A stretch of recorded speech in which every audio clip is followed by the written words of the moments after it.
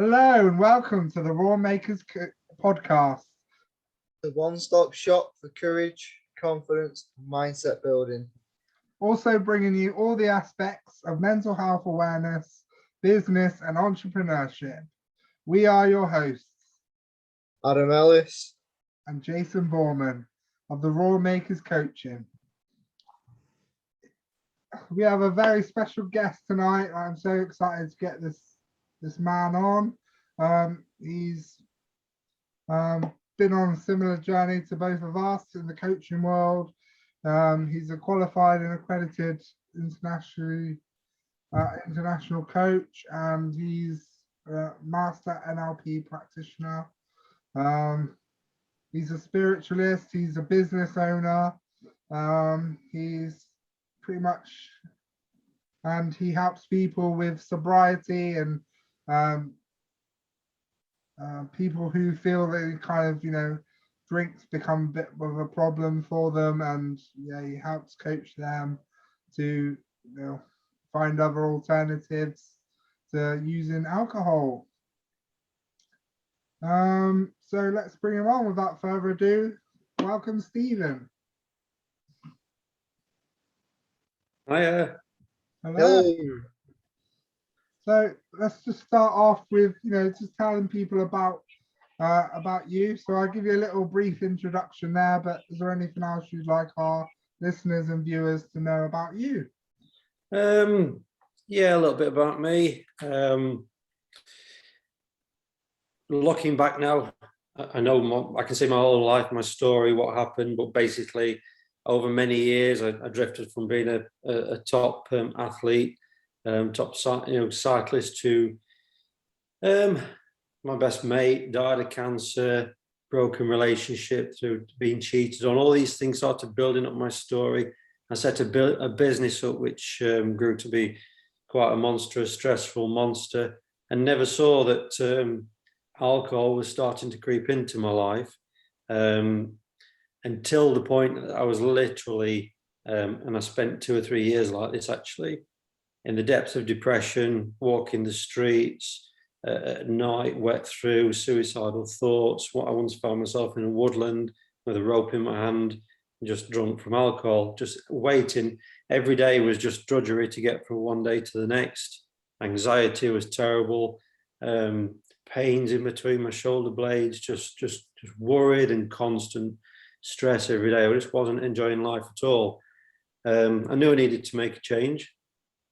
I had studied a lot about mindset for quite a few years, but never sort of implemented it on myself. And it wasn't until I came across a coaching course and decided to join that I then started to feel myself blossom. Just before that, I'd quit alcohol. I just totally stopped. That was really difficult to do that. And I implemented techniques to help me get through that, and ended up completely sober. And before I knew it, I was a accredited life coach and Master NLP practitioner, but I didn't want to stop just at that. So this passion of mine, as I drove my mess into my message, if you like, then started to delve deeper into the human mind, into the spiritual side. And some of the things that have come out to the surface have been quite amazing revelations, really. Wow, that's amazing. So you've literally been through quite a lot of stuff, like a lot of pain in your past. It's driven you to this sort of career, and in helping people, overcome their issues and challenges. So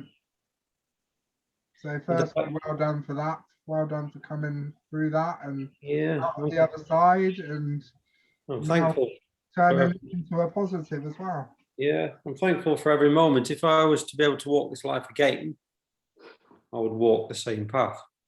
I'm thankful for depression, alcohol dependency. I'm eternally thankful for the depths that I plummeted to, because had I not been there, I would not be able to serve and help the people that I do today. And it's made me the person I am now. And I think you need to look at life like that. My story, my past story is my gift.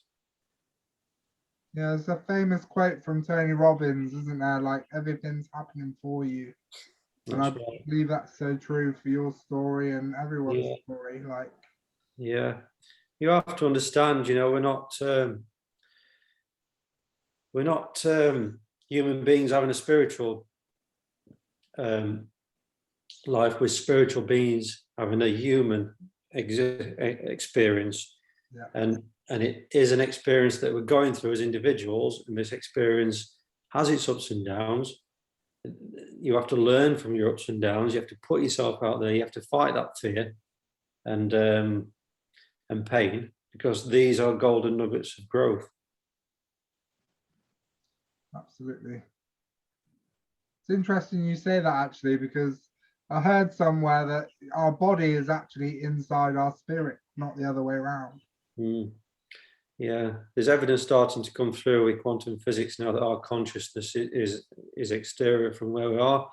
There's evidence starting to show that the third eye is a clear indication where intuitiveness comes in. And this is what I work with people to help them to find their true self. If you think you've got like two parts to you, your physical self and your spiritual self, the physical being, if you like, lives very much in, we live in a very materialism world driven by ego, where people, unfortunately, the way life is, believe that what they own, what they have, what they look like is them as the person, when that's not actually the fact. You know, you're not your clothes that you wear, or the car that you drive, or the shape and size or color of your body, or whatever. You're not that. So I like to take people more to the spiritual side, back to the true source of where they came, the true source where they came from. And we've all got a clear indicator whether we're going nearer to source or away from source, and that's feeling, human feeling. Because if you make a choice and you're feeling bad about that choice, or you're feeling bad in yourself, then you've taken yourself further away from your source. If you've made a choice that makes you feel good, you're bringing yourself back to source, because source is just true love and compassion, and that's what is in the true source. Everything else is ego driven in the materialistic life. This is why if somebody like does you wrong, cuts you up in your car, you don't have to react. That's in the materialistic life. That's in that part of our body. When you can live closer to true source, in a place where you've just got true happiness within you, and you can't be overruled, if you like, by things that are happening in the materialistic world, when you truly start to realize who you are. And that's where a lot of problems can be solved, from the depth of that. I mean, I work a lot with people that have got alcohol addictions, but I also work with mental health, male mental health. And to me, the biggest addiction is, there's many addictions: alcohol, shopping addictions, sex addictions, all sorts. But the biggest mother of all addictions is the addictions to our own thoughts and our own actions, and addictions to our past story. And people can literally drag themselves down and become addicted to their self, if you like, their own subconscious mind, which can either be a best friend or can ruin you, as you know. Absolutely. And yeah, so would you liken that to authenticity? So our true source being the center of like love, compassion, who we really are, like, you know, Yeah. lot of kind of comparable, the Yeah. source and true authenticity are kind of one and the same, maybe. That's right. Yeah, the true source of who we are, the true spiritual essence of us, our consciousness, which is all connected. We're all connected. We all share consciousness with planet Earth, with nature. And I mean, let's face it, the first 9 months of creation of us is just been taking place within the womb. It's all taking control. You know, what colour our eyes are, whether we're going to lose our hair as we get older. It's all been decided in that 9 months. But then we're born into this world, and we say, right, we'll take over now, and then from that moment onwards, we are influenced. We take in other people's opinions, and then we start to build up this perception of life, don't we? And this is why there's wars and arguments, because we all see life differently. We've all walked a very different path. But when you look at the true essence, I mean, you take an oak tree, for instance, if you were to take an acorn and cut it in half, it's just merely inside that is just like a brown dust. But from that acorn becomes a massive tree that can create wood that can last for many, many years. Mm-hmm. If you were to drill down in that acorn and keep looking down and down through microscopic evidence, keep going deeper and deeper and deeper, what you'll eventually come to is pure energy. And it's the same with everything. You work back right down to energy. So there's a source out there, there's an energy that drives life. It drives us. It drives the oak tree to grow into an oak tree, where every branch is going to be. And it's the same with us, you know, right from when the embryo and coming into this life. I mean, I connect now with spirit quite profoundly. I have done for many years, but even more so now. I can do past life regression. I've done past life regression on myself. And I'm working now towards doing NLP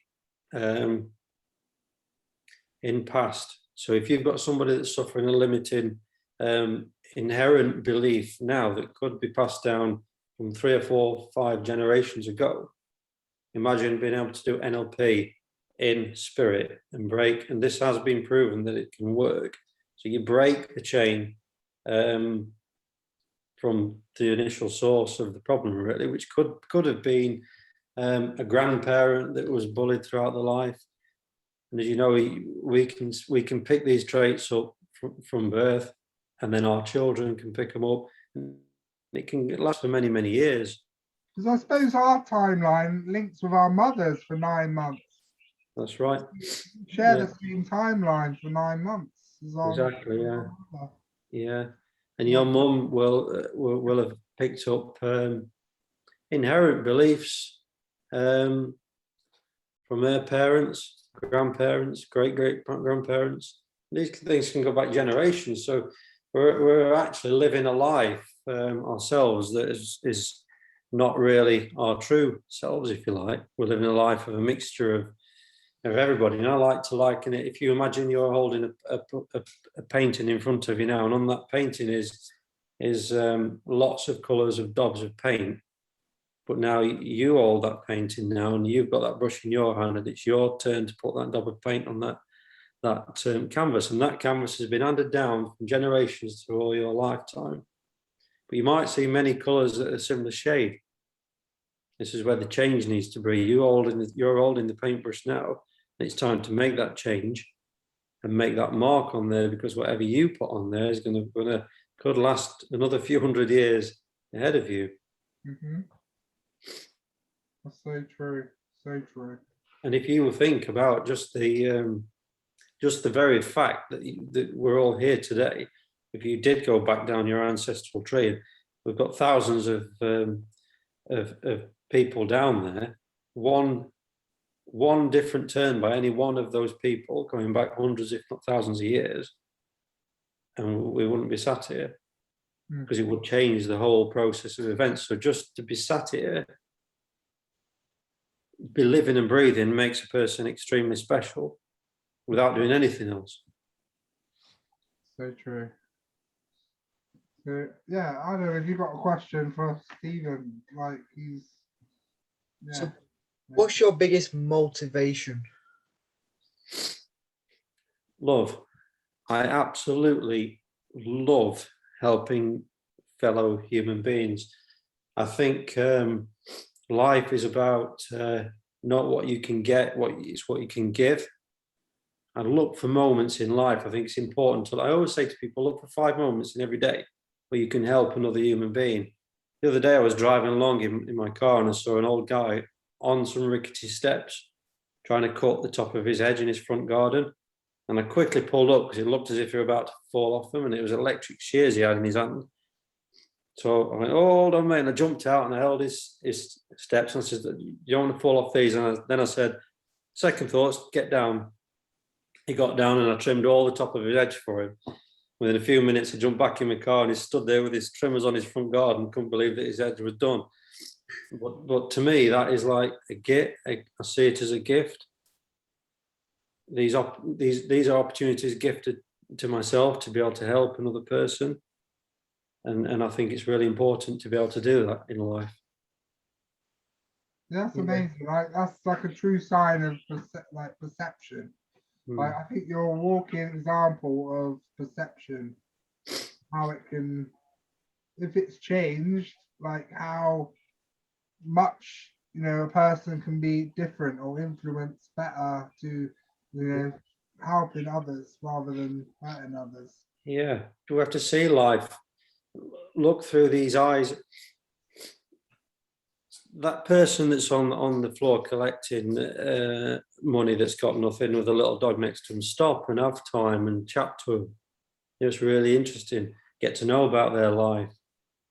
Get to know, make conversations with people in shops, just brighten people's day. Because at the end of the day, they're living this life, and you've got to understand that we never actually see anything outside of our eyes. We see nothing outside. I'm not seeing you outside of me. I'm not seeing this kitchen, this house. I'm not hearing anything outside of me, because and neither are any of us, because these two eyes here are projecting images that are placed in our brains, and the same with our eardrums. So it's quite a sad fact to think that when you're looking out over those beautiful fields and the ocean, you're seeing nothing out there. You're seeing it all in here. Everything happens in here, and that's the way the world is. And so it's important that that you live from mindfulness. You understand. I mean, everything else in life is like, if you think everything will revert back to chaos naturally, it will do that. Whether it's this kitchen, my car, my garden, my relationship, my health, nothing naturally gets better on its own. It's almost like there's a force of nature against us. And if that force wasn't there, mankind would collapse. Because if you went to, say, play a game of golf, for instance, and every time you hit the golf ball and you got an hole in one, you'd soon get fed up playing golf. We need an opponent in life, and that opponent will constantly try to drag everything back to chaos. You need to service your car, you need to do your garden. It just doesn't do it itself. Everything deteriorates and goes back to a chaos state. But the massive thing that is missed in all this is our minds, our subconscious minds. There's no different. It will always revert back to a chaotic state. It can only know what it knows from birth, what's been input into the mind. So we don't take our minds for a service or an MOT. So this is why it's very important to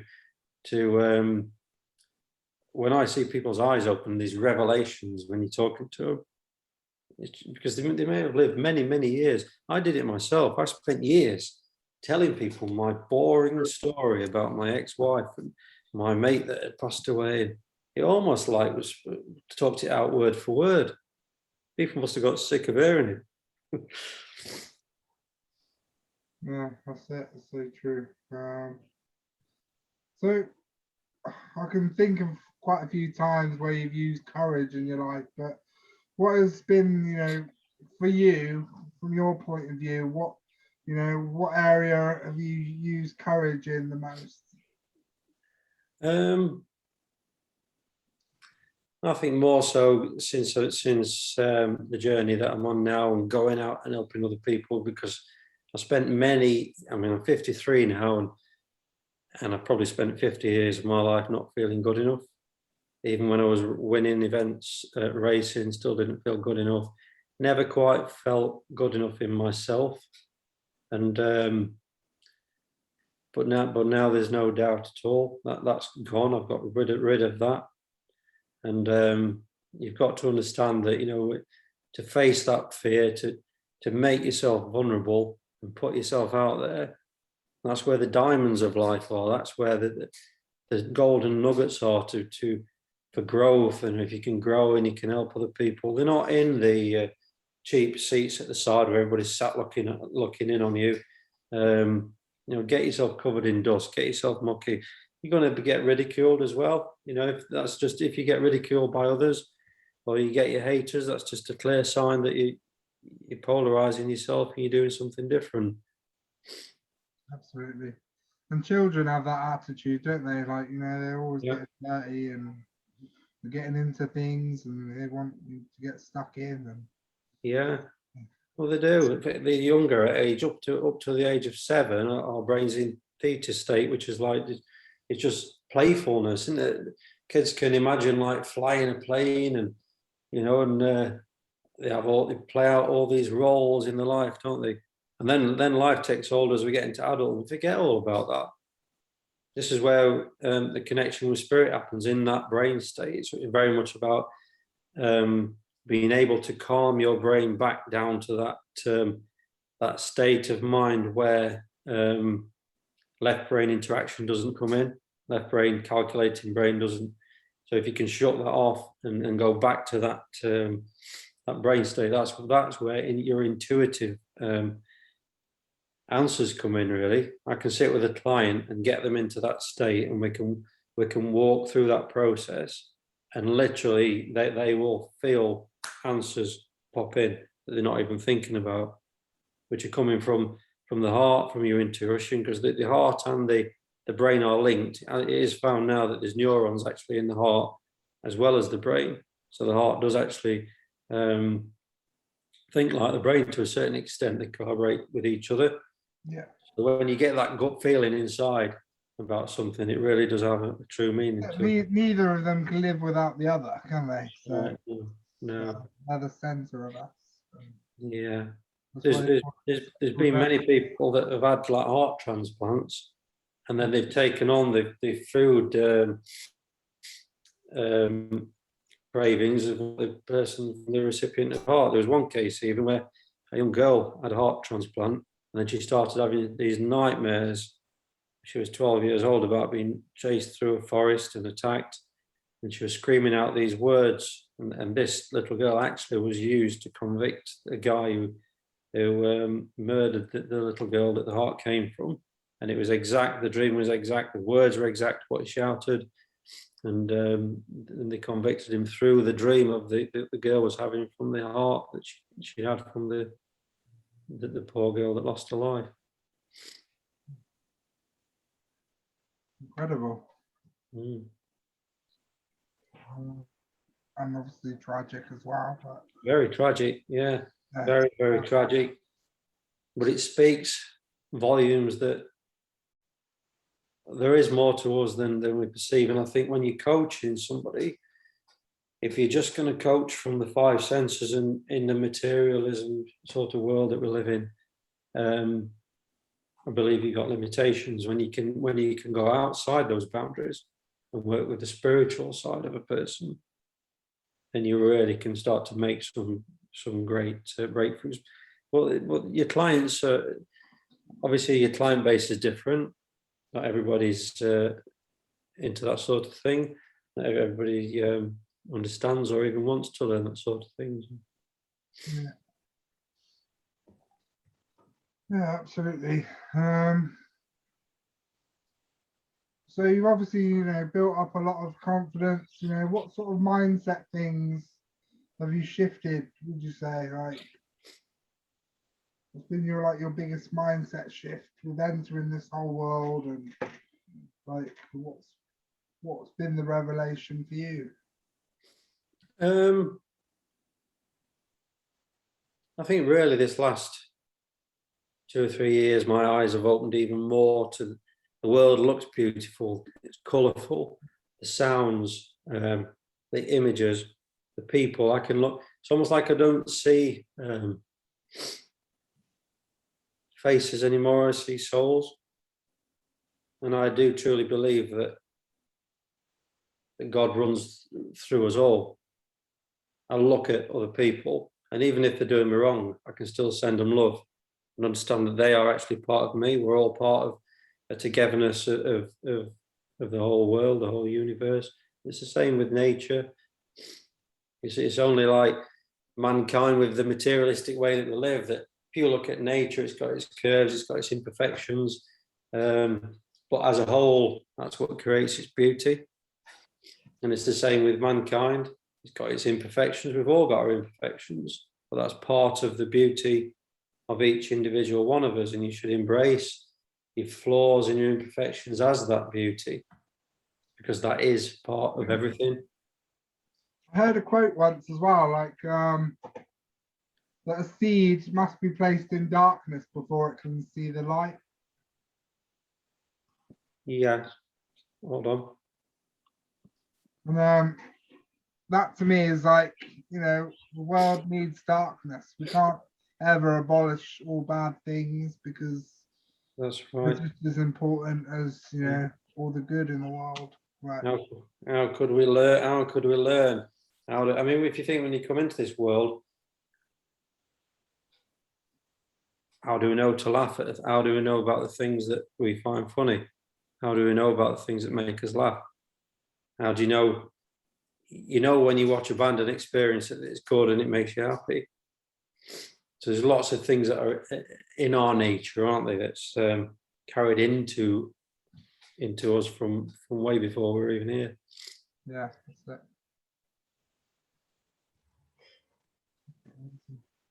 So what kind of, wouldn't say advice, what golden nuggets could you give our listeners and viewers if they're struggling in life? I would say try to think of yourself as bigger than just your physical self. Because when you realize that, when you think that you're just your body, then you can be very judgmental on that. You can be very, I see young teenagers going out spending hundreds of pounds on t-shirts with the logo emblazoned across the front. They're very much, ego is a very expensive thing to upkeep. And if you think ego spells edged God out, it's a very expensive hobby to live by the ego. When you start to understand that there's another part of you which is not the physical, which is the spiritual part of you, and in that place, when you can learn to live in that place and live in awareness of that place, then you start to find true peace in yourself and peace in the world around you, because you step out. Yeah, we all like nice things and nice houses and all this, but at the end of the day, when you can step out of that and realize that that's not everything, there's a bigger part of you which exists. And when you live in there is no race in that part of you. There is no ego-driven, argumentative race within that part of you. It's just pure love and happiness and contentment. And you can go by your day if someone does you wrong. You can just look, smile, send them love, move on. Because you're in a different place. You're living in a different place within your mind, and it's a very comfortable place to live in. And that in that place you can control aggression, you can control addiction, you can control confidence, because you're building it in a place which is detached from the physical, if you like. Yeah, absolutely. And like you said, we are spiritual beings having a human existence. Like, Yeah. I It's think, you know, whatever anyone's beliefs, like, you know, that sort of thing, I don't think can be denied. Just like,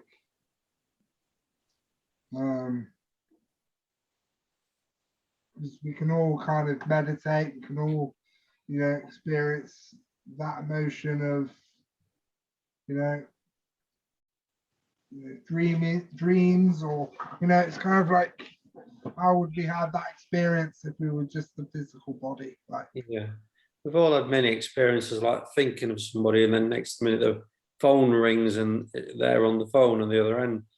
You know, these are all intuitive feelings, intuition that you pick up, but it's hard to when we live in this world that we live in that's getting even more materialistic as the day goes by. It's hard to pick up intuitive nudges because it's almost like a whisper. It's like a whisper in your ear. That's that silent, slight connection. And when you're just charging around in your daily life and doing everything, you just can't hear it. So this is where this technique is just to slow your brain down, slow your mind down, and attach to another part of you, which is a very special, natural part of all of us. Yeah. There's a very good meditation that Tony Robbins does as well. With he does a gratitude meditation. So I don't know if you watched I Am Not Your Guru on Netflix. Yeah. If you haven't, go and check it out because it's absolutely amazing. At the end, they do like a meditation. If you actually do the steps with Tony and everybody else in that room, Yeah. coaching, yeah, you can have quite a magical experience with that technique. Yeah. I carry a crystal in my pocket, and it's just in my pocket all the time. It goes, you know, my keys are in there, my wallet. When you put your hand in your pocket and you just nudge by the side of it, that's my gratitude rock. That just reminds me in that moment to be grateful of something. And it can be just being alive, and just being here breathing. But you can introduce all sorts, your family, your loved ones, the home, the roof over your head, you know, the smile on somebody's face you've just seen. So many times throughout your day, you can end up being grateful for a lot of things that you wouldn't have even thought about being grateful for before, just because you get that little nudge when you feel that. Like I get sometimes very annoyed when, you know, I see people who are, you know, angry or upset. I'm just like, right. Obviously they're feeling what they're feeling, but you know, there's a child dying of cancer somewhere. Like, you know, That's right. not as bad as what you're thinking at No. the moment. It's perception. No, Yeah.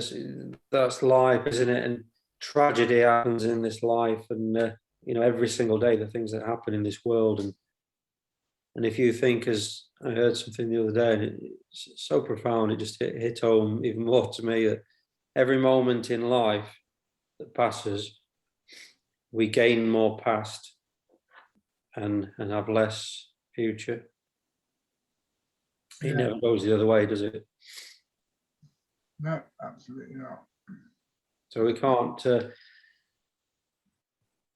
focus on the past, especially past traumatic experience, because was it Wayne Dyer put this great about the speedboat and the wake, that when a speedboat's driving along and the trail that it leaves is the wake, and it's too easy for us to live in the wake, but the wake's not driving the boat.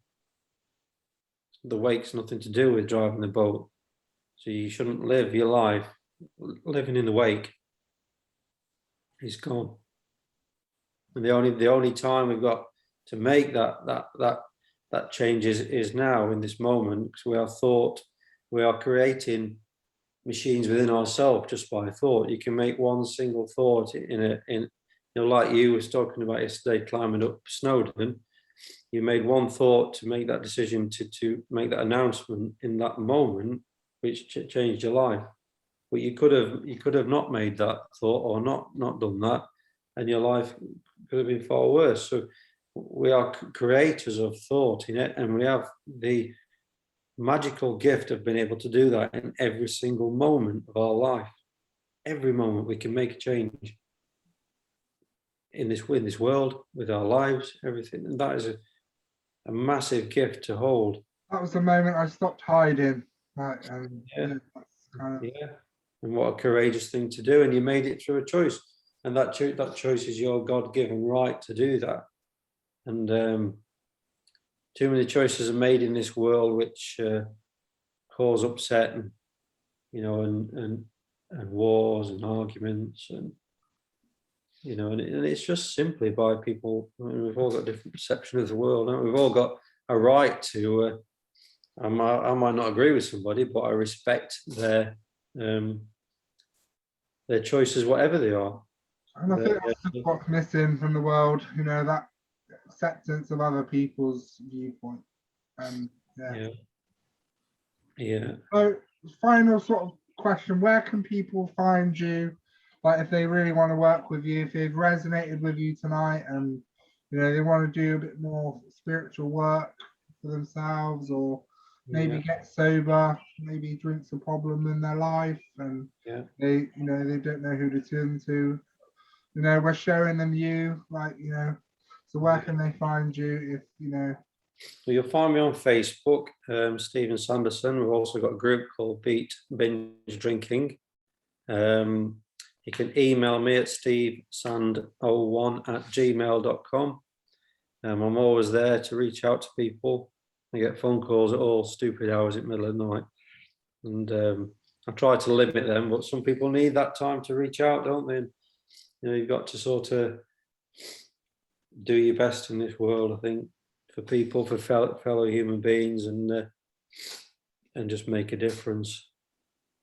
And I do think, to see that smile on someone's face, even strangers, it's just a beautiful thing to witness. Absolutely. So thank you so much for coming on. We really appreciate it. What value, oh my God, like so much value that people digest in their own time. Some of it's quite deep, and you might need a bit of time to process some of that stuff, but I think the essence of life is kind of like you're new to this world, and but you are a legend. Thank you very much for coming on. Thank you. And without further ado, let's draw on that courage. Build up that confidence. And let's get back your roar. Thank you. Thank you very much. Take it easy.